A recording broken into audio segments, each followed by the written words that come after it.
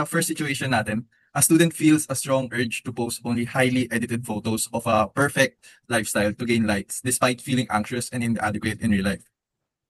Yan nga, nung situation na yan, napapanon yan ngayon kasi Oo alam nga mo eh. kapag nagpo-post tayo, pinag-iisipan mo talaga kung magugustuhan yan ng iba. So, Mm, very timely. Kaya nga titingnan nga, so kung yun nga, simula nga natin dun sa sociological perspective, pasok na pasok siya dun sa yung kay Looking Glass Self ni Charles Cooley. So parang yung nga yung nangyayari nga kasi yung self-identity o yung tingin ng student niya sa sarili niya, parang binubuo niya lang yun kung paano niya, sa tingin niya, yung tingin ng mga followers niya sa kanya online. So yung parang me o yung social self niya, doon siyang maasa na lang siya sa digital validation niya. Doon sa imbis na doon sa kung ano talaga yung tingin niyang worth sa sarili niya. Tama ka, boy. At kung titignan natin sa sa psychological lens nung outline, yung personality talaga ng tao ay pwedeng mag-reflect sa niya, sa childhood experiences niya sa psychosexual development. Kasi halimbawa yung hilig niyang yung hilig niyang mag-post ng perfect aesthetics, pwede siyang makonect sa anal retentive personality na yung mga unresolved conflicts mula nung latent stage tayo, nung childhood, kung saan nahihirapan siya makipagsabayan sa mga peers niya, halimbawa sa mga kaibigan niya, kapitbahay, kaklase, ganyan. Dagdag na rin yung yung pag-i-scroll niya sa social media na yung mga nakikita niya ay perfect. Nagkakaroon din siya ng upward social comparison ba kung baga. Nagkakaroon ng malaking gap sa authentic self niya, sa actual self niya. Yung totoo na nakakaramdam ng anxiety sa kanyang ideal self or yung perfect online persona niya.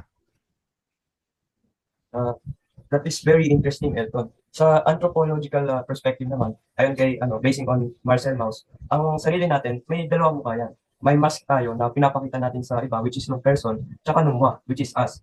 Sa student na to, ang masasabi ko is, nung pinapakita niya, nung pag-edit, mga photos, ganun, yun yung person, yun yung mask na pinapakita niya sa iba, nung pinopost niya. Pero deep inside, nung moi niya, medyo anxious siya. So makikita mo may disconnect doon. Yun yung nakikita mo anxiety na mention.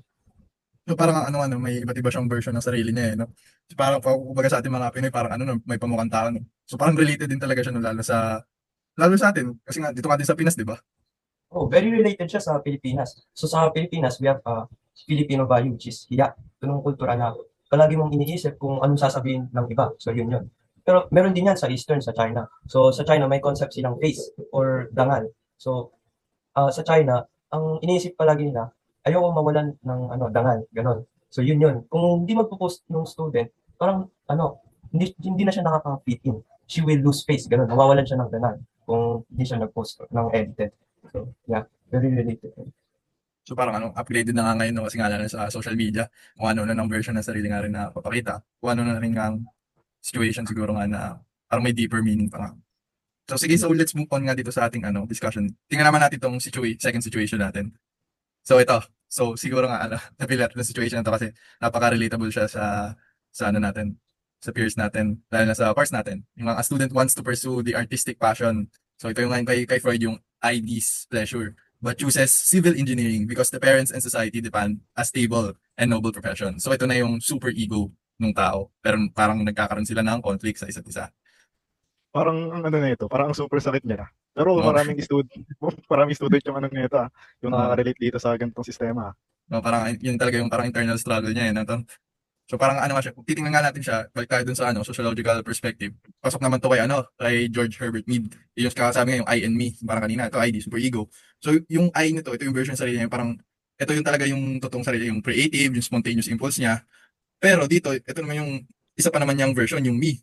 Ito naman me, siya yung nananaig ngayon kasi ito yung part ng self niya na ini-internalize yung expectation. Hindi lang ng mga parents niya, pati yung cultural norms, yung nga, yung stable or noble profession, dahil nga dito sa Pinas, yung nga sabi, nga, mas maano nga kita pag engineer sa mga arts and ganung ka-type of degrees. Tapos binibear na rin itong me self niya, yung siguro expectation ng society, lipunan niya sa kanya, yun yung generalized others nga, sabi nga sa module, kasi parang mas nagiging matimbang sa kanya yung iisipin ng ibang tao kaysa kung ano talaga yung gusto niya sa sarili niya sa loob-looban. So yun yung parang nagiging conflict niya from a sociological perspective. Oo nga. Kasi kapag pamilyang Pilipino, ang career choice mo, itinuturing yan ni Marcel Mauss again, na total social phenomenon. Anong meaning ng total social phenomenon?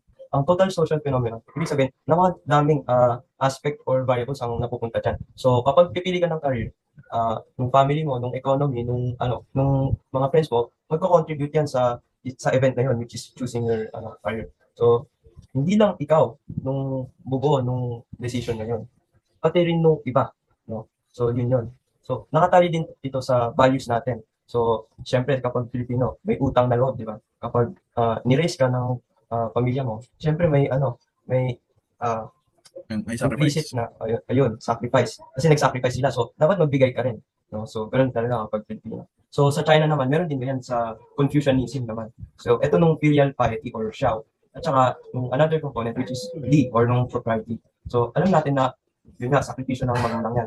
Sa ang tingin natin sa tamang pag-ugay o Li, ay yun yung susundin natin bilang pagpapakita ng filiality or Xiao. So, yun nga, isasantabi ng anak nung sarili niyang interest, which is yun nga, nung arts daw. So, isasantabi niya para sa engineering, which is yun yung ini-expect ng iba. So, yeah, it's very sad. Dito na rin pumapasok yung yung pagka-parallel ni Freud sa sa outline natin eh. Kasi nga 'di ba sabi, yung id, yung malikhaing want niya, yung creative wants ng estudyante, yung artistic want niya na maging na i-pursue yung artistic passion niya ay directly na nakasalungat sa napakalakas na super ego na yung syempre magulang niya yun, 'di ba? At yung society na rin. Kaya yung ego niya na gumawa na lang ng ay practical to eh. Kasi naman to eh. Kasi magagamit to. May mga trabaho para dito. Nasasatisfy lang yung expectation ng iba para maiwasan yung conflict between sa kanya at sa pamilya niya. So parang napaka ang internal struggle yun. Lalo na pag yun nga, syempre engineering, di rin basta-bastang kurso, napakahirap din yun. So hindi lang yung sakit mo internally, yung paghihirap mo din all throughout, napakahirap din nga tiisin dun. Sim, kasi kahit na nasunod yung panlabas na kagustuhan niya, yung totoong interest niya na sa artistic desire niya ay hindi niya pa rin hindi niya pa rin mamemet. Kahit na sabihin mong may artistic part yung course na yun, hindi pa rin yun yung totally na gusto niya, 'di ba? Dahil diyan nagkakaroon ng gap yung actual self niya sa ideal self niya. Siyempre, pwedeng dahil sa gap na yun, mawala yung tiwala sa sarili niyang skills. So in the end, wala. Nabubuo na siya based sa external. Parang papasok yung mga external, pero yung sa sarili niya, hindi niya mailabas. Hindi niya Nakakulong na lang siya. Sim. Kaya nga maganda nga yun yung napili natin talaga kasi based nga siya more on the experience ng tao. Mas nakaka-relate yung iba kasi nga more on the experiences itself lalo na itong mga situations natin. So parang nga dito nga kay Sigmund Freud, parang napapakita niya na bawat nga kasi desisyon natin dito, bukod sa may effect, meron din siyang root cause kung bakit natin siya nagagawa. So yun nga yung mga internal struggles, yung mga factors na nag-affect sa atin whether internal or external. So, mahalaga nga na napag-usapan nga natin tong iba't ibang factors para mas maintindihan natin in the future doon sa mga future choices natin. Tapos, pero napatunayan nga rin natin dito sa mga perspectives natin na yun nga, yung ID, yung ego, yung superego, hindi mo siya pwede ma-classify as separate nga kasi nga, connected nga sila lahat. Like, yung perspective mo sa isa, pwede mo nga rin, ma-relate mo din siya kung bakit siya na-affect dito sa part na to, ba't siya naglalaban. Yung katulad nga yung mga kultura, gala ng yung hiya, yung mga utang na loob, ganun, yung Xiao sa China. So, hindi mo talaga sila pwedeng as separate kasi nga lahat sila interconnected and naglalaban-laban sila on a daily basis or some. Oh, tama yan. So, I think my takeaway from this podcast is ang buhay at ang lipunan. It's truly multifaceted. So, it's very interesting. Sim. Kaya nga para tunay na maintindihan natin yung kaloob-loob natin. Tumingin tayo sa loob ng ating utak, ng ating isip. Tapos, syempre, hindi lang sa loob, think outside the box din. Tumingin din tayo sa palabas na sa society na kung saan tayo nabebelong. Ayun. So, I think malapit na lipas na tayo sa natin, malapit na mag 8 minutes. So, thank you everyone sa pakikinig sa aming group discussion and I guess kung next time, may isa pa kaming project na to, kita-kits ulit. So, thank you. Bye. Salamat. Salamat.